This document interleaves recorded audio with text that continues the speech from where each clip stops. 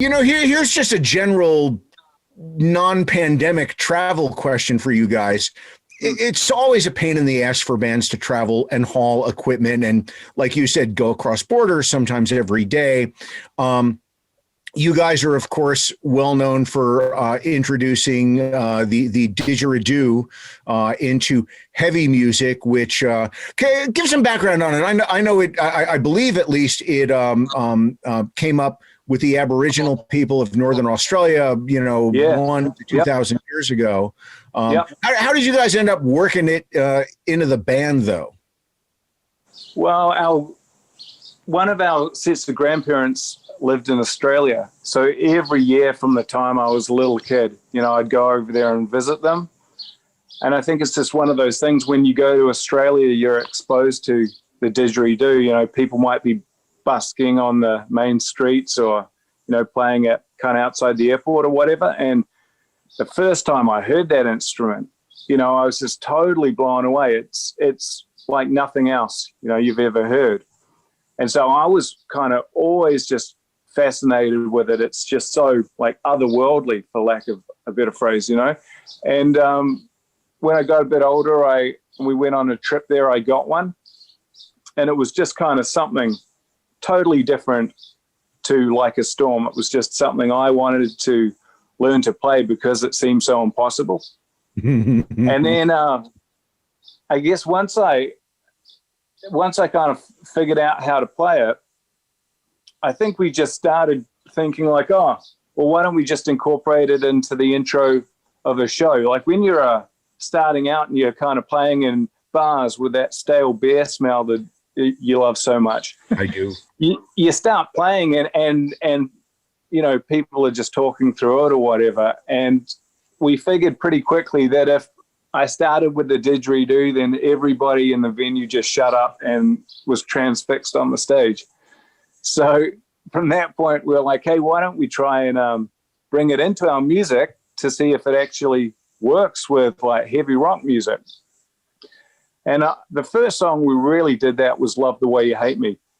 And it was just incredible hearing it back with the drums that we'd had recorded in the didgeridoo over the top. We were just thinking, I can't believe no one's ever done this before. It's the two instruments just complement each other so well. And it is such a heavy instrument for something that is thousands of years old. I want to bring it back to the original point about traveling with it. Yes. Have you ever run into troubles having to explain to customs just what it is? Like anybody pull it out at like an airport and go, what the fuck?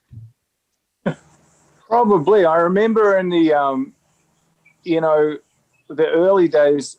So when I first started, I was using wooden didgeridoos, and every time we'd go through those in customs, it would be an issue because you're bringing in a wooden product. I don't know. I can't, New Zealand, especially because it's an island, they're very careful about anything that they're bringing in that could have whatever insects in it. And it's like it becomes an agricultural product at that point, which they're more scared of than most anything else.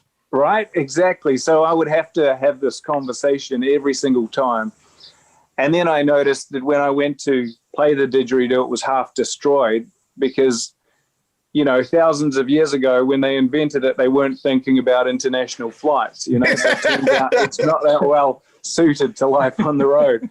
So I now have PVC didges, that are really a part of the stage set now. So not only are we traveling with didgeridoos and, at least 8, didgeridoos, but also the skeletons that go with the holders. So it's always, pretty crazy seeing people, if they ever go through it.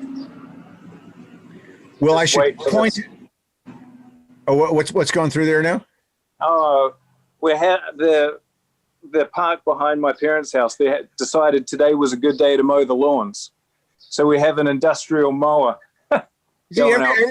Everything where I am is covered in ice. I'd love to hear a lawnmower at this point. I'd be like, rock outside. I'll do the show with it on. It's okay. You're welcome, dude. It took us a lot to line that up, so you're very welcome. The smell of fresh mowed grass is one of the great things on this earth. other than the smell of stale beer. Right? Yes. You're a man who loves his scents, aren't you, Lou? Indeed, I do. Now, I should point out that didgeridoos, at least here in the United States, are very rare. Branded like a storm didgeridoos are even rarer, but the rarest of them all would be the autographed Oh, hell yeah. like a storm didgeridoo. I don't know if you guys remember giving this to me years ago. I still have it. I keep it right here in my my home studio. It's been here since you gave it to me. And it's just one of those things that people always pick up and go, what the hell is that? And of course they ask me to play it and I'm like, I don't know. I've tried to get sound out of it, but it just doesn't work. You've had it for a few years now, so you must be pretty good at it. Yeah, I'm about as good a, you know, I like if you could learn how to play instruments through osmosis or through just contact, I'd be the greatest guitar player in the world because I've essentially spoke to every guitar player on this planet over the course of the last 30 years. But it just doesn't work that way for guitars or didgeridoos. No, there is a little more involved than that, but I think between the osmosis and the stale beer, I think you got it covered.